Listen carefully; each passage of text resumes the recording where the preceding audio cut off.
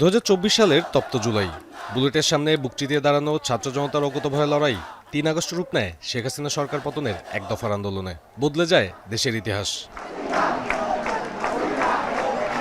গণঅভ্যুত্থানের দ্বিতীয় বছরে ফ্যাসিবাদ বিরোধী লড়াইয়ে শহীদ ও আহতদের স্মরণে সাংবাদিক সংগঠন বিএফইউজে ও ডিইউজের আলোচনা সভায় উঠে আসে জুলাইয়ের প্রত্যাশা ও প্রাপ্তি নিয়ে বিশ্লেষণ। ভোটাধিকারের জন্য, গণতন্ত্রের জন্য প্রাণ। অনুষ্ঠানে তথ্যমন্ত্রী বলেন, নির্বাচিত সংসদের মাধ্যমে জুলাই সনদ বাস্তবায়িত হবে, কিন্তু সংসদের বাইরে গিয়ে নানা চর্চা চলছে। শহীদদের স্মরণের নামে ব্যক্তি বা গোষ্ঠীগত স্বার্থ হাসিল মেনে নেওয়া হবে না বলেও জানান তথ্যমন্ত্রী। এত রক্ত, এত প্রাণ, এত বিসর্জন, এত ত্যাগের পরে অর্জিত এই গণতন্ত্র, এই পার্লামেন্ট, এই নির্বাচন, এই সংস্কৃতি, আমাদের সকল রাজনৈতিক কেন্দ্রবিন্দু হবে জাতীয় সংসদ।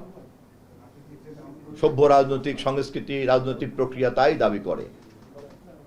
কিন্তু এটা খুবই দুঃখজনক, শহীদদেরকে স্মরণ করতে এসে গত কয়েকদিনের পত্রপত্রিকায় আমরা দেখেছি যে আমরা এই আত্মত্যাগের মধ্য থেকেও পরিপূর্ণ শিক্ষা গ্রহণ করতে পারি নাই বলেই আমাদের রাজনীতিকে আজও কৃত্রিমভাবে সংসদের বাইরে নিয়ে যাওয়ার একটা প্রবণতা কাজ করছে।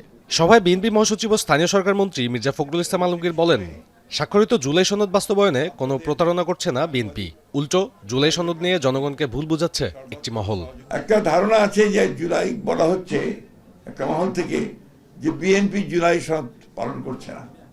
এটাকে পুরোপুরিভাবে একটা ভ্রান্ত ধারণা দেওয়ার চেষ্টা হচ্ছে। এটা আমি তীব্র প্রতিবাদ জানাই, কারণ বিএনপি হচ্ছে সেই দল যারা সংস্কারের মধ্য দিয়ে কিন্তু এগিয়ে গেছে। মির্জা ফখরুল বলেন, সরকারের কার্যক্রম নিয়ে আলোচনা হোক সংসদে, কিন্তু বাইরে গিয়ে আওয়ামী লীগের মতো সরকার বিরোধী নানা কথা বলছে বিরোধী দল। শব্দ নিয়ে বিভেদ, ওটা সংস্কার হবে নাকি আপনার সংশোধন হবে? অলরাইট, আপনার আসুন আলোচনা করি, পার্লামেন্টে আলোচনা করি, আলোচনা করে সিদ্ধান্ত নেই, কথা বলি কোন কোন জায়গায় আলোচনা আছে। তখন যদি একমত না হয় বেরিয়ে যাবেন, আলোচনা করেন। কিন্তু এখন যে ভাষায় আমাদের সম্মানিত বিরোধী দলের নেতারা কথা বলছেন, বাইরে 5 বছর করতে দেব না, এটা ভাষায় কথা বলতেন আপনারা আমাদের হাসিনা।